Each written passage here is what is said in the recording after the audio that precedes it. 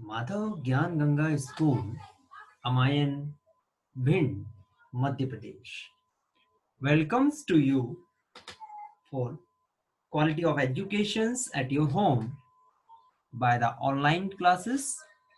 For a sixth class, subject is computer.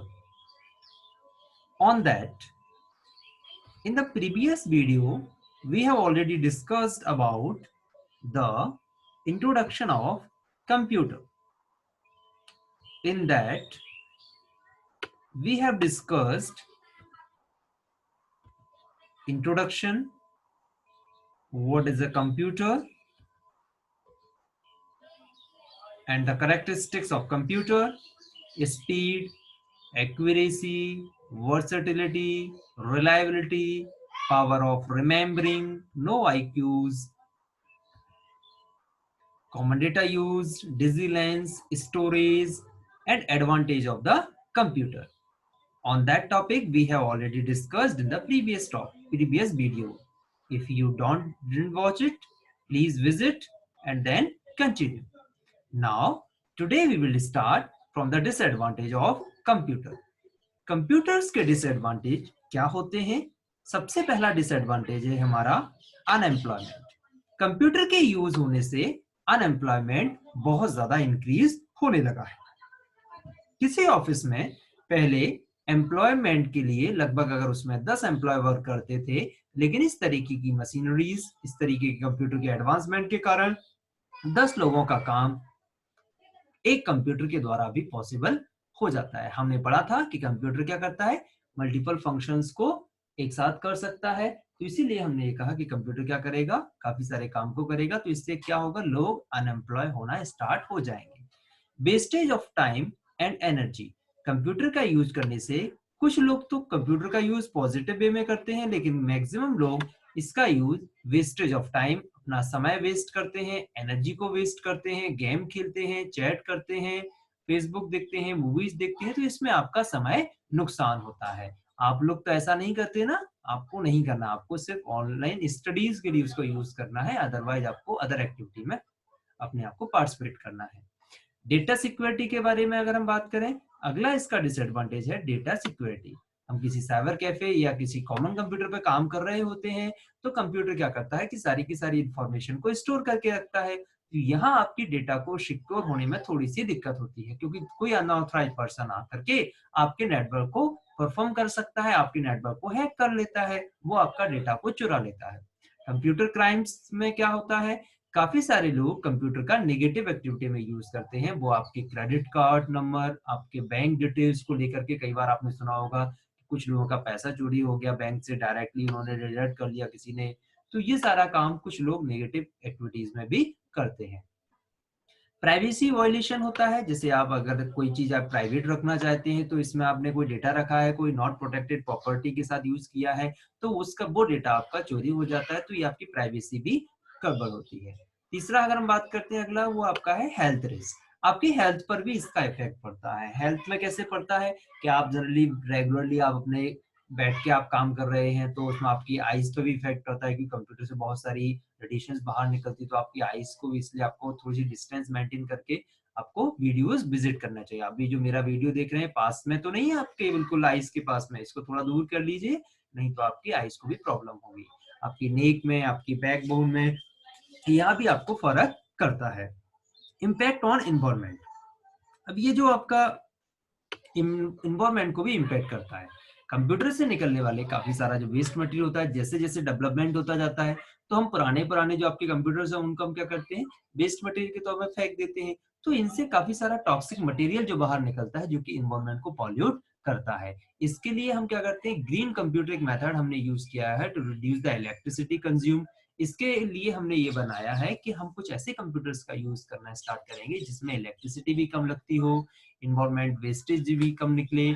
अगर इनसे निकलने वाला कोई मटेरियल बाहर निकलता है, तो उसको रीयूज किया जाए, किसी को डोनेट किया जाए, प्रॉपर तरीके से डिस्पोज किया जा सके। तो ये कुछ इसके डिसएडवांटेज थे जो कि हमने यहाँ पर डिस्कस किए हुए हैं। आगे हम बात करते हैं different generation of the computer के बारे में। अब हम यहाँ से शुरू करते हैं कि हमारे कंप्यूटर की जर्नी कहाँ से स्टार्ट होती है और कहाँ तक हम चलते हैं। जनरली अगर हम बात करें तो हम 16th सेंचुरी से अपने कंप्यूटर की जर्नी को स्टार्ट करते हैं। हम वहाँ से मानते हैं कि धीरे-धीरे हमारे कंप्यूटर के अंदर एक ऐसी मशीन का हमने डेवलपमेंट किया, एक ऐसी मशीन हमने डिजाइन की जो कि आगे जाकर के इसका डेवलपमेंट होता चला गया। तो सबसे पहले हम बात करते हैं first generation of the computer के बारे में। तो ये हमारा जो फर्स्ट जनरेशन ऑफ कंप्यूटर है, इसका आपको याद रखना है कि इसका जो टाइम ड्यूरेशन है ये हमारा 1940 से 1956 में होता है। मतलब 1940 से 1956 के समय हमने जो मशीन्स बनाई, उनको हमने कहा कि सबसे पहले उनको हमने फर्स्ट जनरेशन कंप्यूटर का नाम दिया। अब यहाँ पर इन मशीन्स में हमने बेसिकली क्या यूज किया, यहाँ पर हमने वैक्यूम ट्यूब्स का यूज किया, जिसमें हमने मैग्नेटिक ड्रम्स, मेमोरी आपके लिए यूज किया गया। जनरली वहाँ पर ये जो इनका जो साइज होता था, ये बहुत बड़ा होता था। लगभग अगर हम बात करें तो इनका आपके घर में जो कमरे हैं, लगभग 2 से 3 कमरों में कंप्यूटर एक रखा जाता था।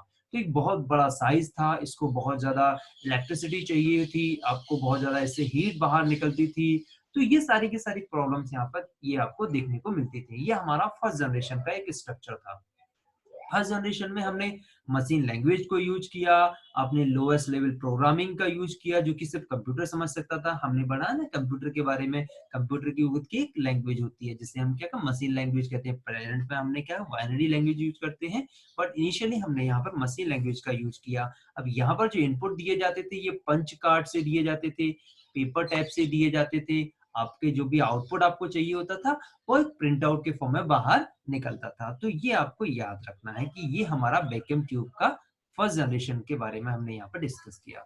The UNIVAC and ENIAC computers are example of the first generation. अब आपसे कोई पूछता है कि भैया ये बताओ मुझे कि फर्स्ट जनरेशन के कंप्यूटर का नाम क्या है, तो ये यूनिवैक और आपका एनिएक ये आपके एग्जांपल हैं फर्स्ट जनरेशन के कंप्यूटर के। The UNIVAC was the first commercial computer delivered to a business client the US census bureau in 1951।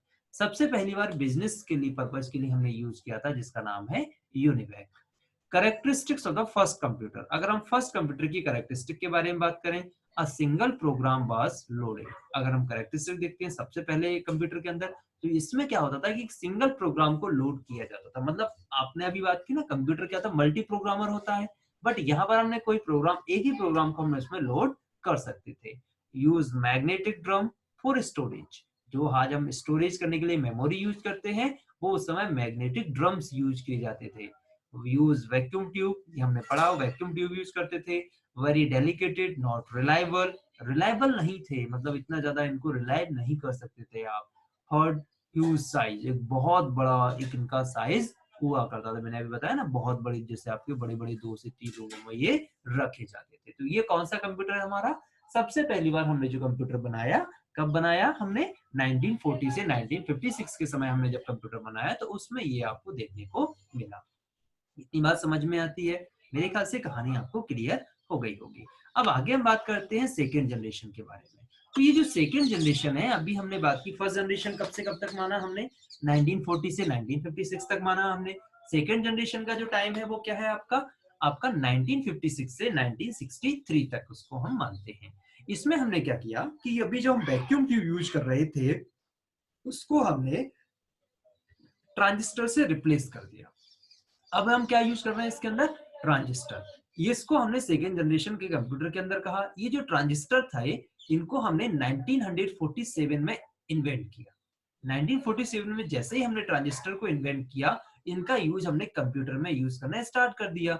Transistor was far superior to the vacuum tube. अब जो काम वैक्यूम ट्यूब की मदद से हम अभी तक करते थे, उससे थोड़ा सा ये एडवांस आपको दिखने लगा। ये कंप्यूटर को इस साइज जो अभी बड़ा सा था उसको छोटा कर दिया इसने, इसकी स्पीड को बढ़ा दिया, इसको चीपर कर दिया, इसको मोर एनर्जी इफिशिएंट कर दिया। अभी हमने बहुत सारी इलेक्ट्रिसिटी इसको चाहिए पड़ती थी, अब इलेक्ट्रिसिटी थोड़ी सी कम हो लगने लगी इसको, मोर रिलायबल हो गया ये। Then they are the first generation. जो फर्स्ट जनरेशन में हम यूज करते थे उससे ये काफी अच्छे से काम करने लगा। दो the transistor still generated a great deal of heat that subjected the computer to damage। काफी एक अच्छे स्तर पर हमने इसका यूज करना स्टार्ट कर दिया। It was the most important for the vacuum tube. ये वैक्यूम ट्यूब से काफी ज्यादा अच्छा था। Second generation computer still relied on punch card for input and print out for output. लेकिन सेकंड जनरेशन में भी हमने जो इनपुट का जो तरीका था वो अभी भी हम पंच कार्ड से ही करते थे और आपका जो आउटपुट था वो आपका प्रिंट आउट से मिलता था। Second generation computer move from cryptic binary machines language. Second generation के बाद हमने यहाँ पर बाइनरी मशीन लैंग्वेज को जनरेट करना स्टार्ट कर दिया। यहाँ पर हमने कुछ सिंबॉलिकल देके असेंबली लैंग्वेज का फॉर्मेशन किया which allowed a program to specific instruction in words. इसमें क्या होता था कि हमें किसी प्रोग्राम को अगर लिखना है तो हम किसी वर्ड के फॉर्म में उसको लिखते थे। High level language were also being developed. और इस समय जब हम सेकेंड जनरेशन में आ गए थे तो वहां पर हमने हाई लेवल लैंग्वेज को भी डेवलप कर लिया था। At this time such as early version of COBOL and FORTRAN. और इस समय पर हमने एक आपकी जो business common business oriented language थी उसको भी हमने डेवलप किया। कोबोल और फोरट्रॉन ये आपकी लैंग्वेज थी, इनको हमने डेवलप कर लिया। These were also the first computer that stored their instructions in their memory. ये हमने सेकेंड जनरेशन में एक पहला कंप्यूटर देखा जो कि हमने पढ़ा था पहले फर्स्ट जनरेशन में कि हम एक ही इंस्ट्रक्शन को यानी कि एक ही प्रोग्राम को इसमें डाल सकते थे, लेकिन इसके अंदर हम एक से ज्यादा प्रोग्राम को स्टोर कर सकते थे, यानी कि इसकी मेमोरी में हमने इंस्ट्रक्शन को डालने का काम स्टार्ट कर दिया। यहाँ हमने मैग्नेटिक ड्रम से पहले हम मैग्नेटिक ड्रम का यूज करते थे, अब हमने मैग्नेटिक कोर टेक्नोलॉजी का यूज किया जो कि यहाँ पर हमें देखने को मिला। अब हम बात करते हैं कि characteristic of the second generation computer. Second generation computer की कैरेक्टरिस्टिक क्या क्या रही। सेकंड जनरेशन में हमने देखा कि आपका जो प्रोडक्शन रेट था, आपने जो पहले हीट का प्रोडक्शन हुआ करता था, पहले हीट जब ज्यादा निकलती थी, अब हमने थोड़ा सा हीट को कम किया। Capable to handle the large amount of data, बड़े बड़े अमाउंट ऑफ डेटा को हमने कैपेबल हैंडल करना स्टार्ट कर दिया। Transistor instead of vacuum tube, पहले हम वैक्यूम ट्यूब यूज करते थे, अब क्या यूज करने लगे हम, transistor. Smaller in size and use less power, और यहाँ पर हमने लेस पावर को भी यूज करना स्टार्ट कर दिया। तो मेरे ख्याल से यहाँ तक आपको फर्स्ट जनरेशन और सेकेंड जनरेशन के कंपैरिजन को आपको समझ में आ गया होगा। अब हम आगे बढ़ते हैं। अगला है हमारा, जैसे जैसे एडवांसमेंट बढ़ते जा रहे थे वैसे वैसे हम डेवलपमेंट भी आगे करते चले जा रहे थे, और ये जो डेवलपमेंट हो रहे थे इनके बेसिस पे अगर हम देखें तो यहाँ आपको देखने को मिल रहा था हम आप पहुंच गए हैं थर्ड जनरेशन पर। थर्ड जनरेशन आपका स्टार्ट होता है 1964 से 1971 तक। The development of integrated circuit was the hallmark. अब ये जो डेवलपमेंट था इंटीग्रेटेड सर्किट का, अब हमने क्या किया थर्ड जनरेशन में। अभी हमने फर्स्ट जनरेशन में वैक्यूम ट्यूब को यूज किया, सेकेंड जनरेशन में हमने ट्रांजिस्टर को यूज किया, थर्ड जनरेशन में हमने इंटीग्रेटेड सर्किट को यूज करना स्टार्ट कर दिया। अब ये जो इंटीग्रेटेड सर्किट था इस पे क्या होता था, हॉलमार्क लगाया जाता था of the third generation of computer का। The transistor were miniaturised and placed on a silicon chip. अब ये जो ट्रांजिस्टर हमने बनाए थे सेकंड जनरेशन के समय 1947 में, उनको हमने मिनिएचर यानी कि बहुत छोटे साइज में करना स्टार्ट कर दिया। ये सिलिकॉन की चिप पर बनाए जाते थे, कॉल्ड द सेमीकंडक्टर, इसीलिए हमने इनको नाम दिया semiconductor. which drastically increase the speed and efficiency of computer। ये क्या करता है, आपकी स्पीड को और इफिशिएंसी को एकदम से ड्रास्टिकली इसने चेंज कर दिया। अभी तक जो हमारे पास स्पीड हुआ करती थी, एक्यूरेसी हुआ करती थी, वो थोड़े से लेवल तक थी, बट अब एकदम से इसको हमने बहुत ज्यादा इसमें रफ्तार पकड़ ली थी। मेरे ख्याल से यहाँ तक आपने को समझ में आ गया होगा। हम आगे बढ़ते हैं। आगे हम बात करते हैं इंस्टेड ऑफ पंच कार्ड। अभी हम फर्स्ट जनरेशन और सेकंड जनरेशन के अंदर इनपुट के लिए हम प्रिंट पंच कार्ड और आउटपुट के लिए प्रिंट आउट का यूज कर रहे थे।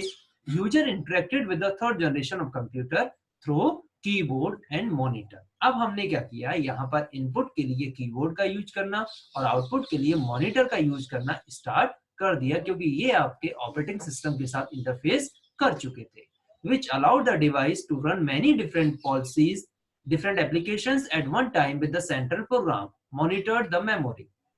ये सारी की सारी जो सिस्टम थे, कीबोर्ड था, मॉनिटर था, ये ऑपरेटिंग सिस्टम के साथ ज्वाइन होकर के मेमोरी से इनका कनेक्टिविटी प्रॉपर तरीके से मिल गया और स्पीड के साथ उन्होंने काम करना स्टार्ट कर दिया।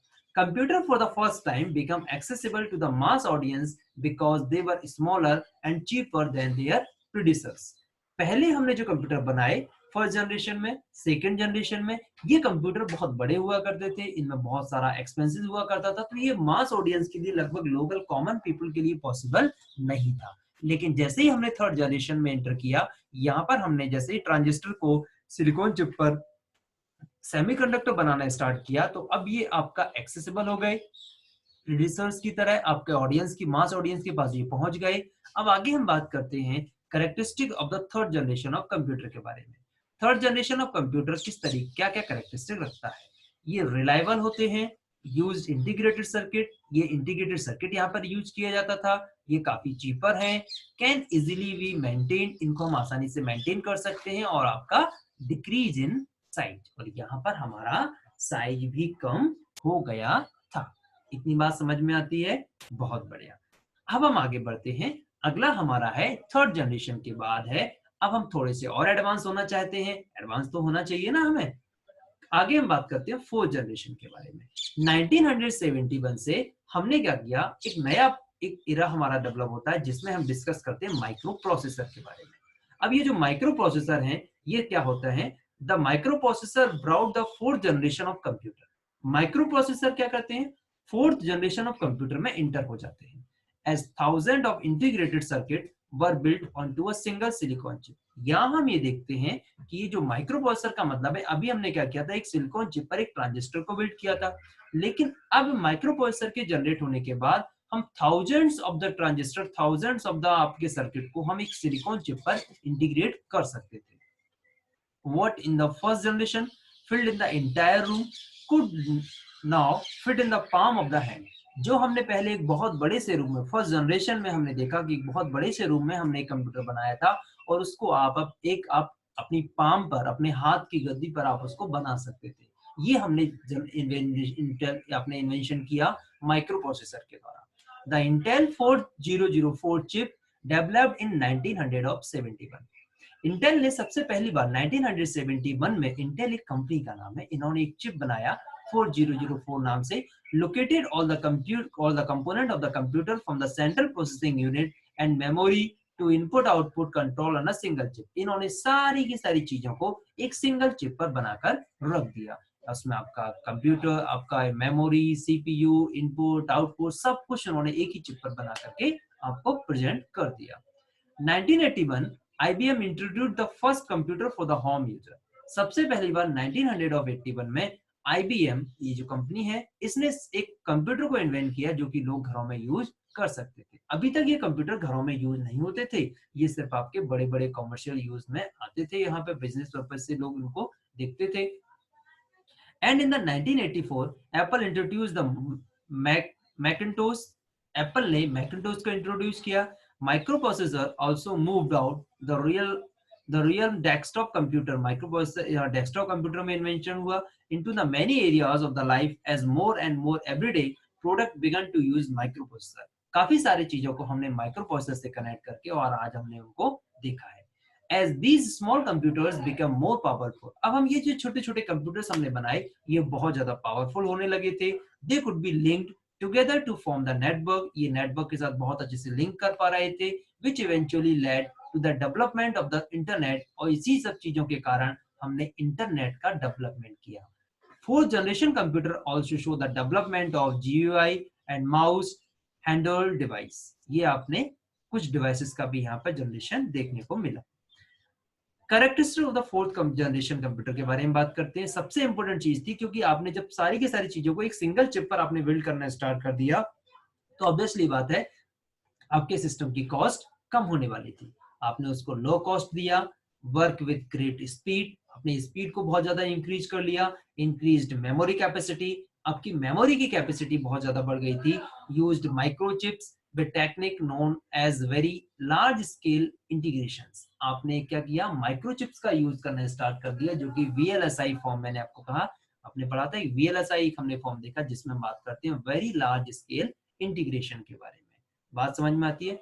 ब्रेन वेव के लिए the world first single chip micro processor is Intel 4004। ये आपको याद रखना है। Chip means micro chips made by the silicon. Chip का मतलब क्या होता है? जो कि सिलिकॉन से बनी होती है। तो मेरे ख्याल से यहाँ तक आपको समझ में आ गया होगा। थोड़ा सा फास्ट था, बट हमें कंप्लीट करना है, चीजों को आपको समझ में आना चाहिए। यहाँ तक हमने कंप्लीट कर लिया फोर्थ जनरेशन के बारे में। अब हम थोड़ा सा आगे देखते हैं, यहाँ हम आगे बढ़ते हैं। आगे हम बात करेंगे फिफ्थ जनरेशन के बारे में, टाइप्स ऑफ द कंप्यूटर के बारे में, मिनी कंप्यूटर के बारे में, ये मेन फ्रेम, ये सारी चीजें हम डिस्कस करेंगे अपने अगले लेक्चर में। आज के लिए इतना। अगर आपको सेशन अच्छा लग रहा है, आपको समझ में आ रहा है, तो आपको क्लियर करना है। यहाँ से हम बात करते हैं माधव ज्ञान गंगा स्कूल अमाइन को थैंक्स करता है क्योंकि आपने विजिट किया है उनके चैनल को जिसका नाम है MGGS क्लासेस। अगर आपको इस तरीके के सेशंस और भी अच्छे लगते हैं, आपको अगर लगता है कि कोई और सब्जेक्ट आपको इस तरीके से पढ़ना है, आप कमेंट बॉक्स में जरूर लिखें। सेशन को लाइक करें, शेयर करें, सब्सक्राइब करें। Thanks, good luck, bye bye.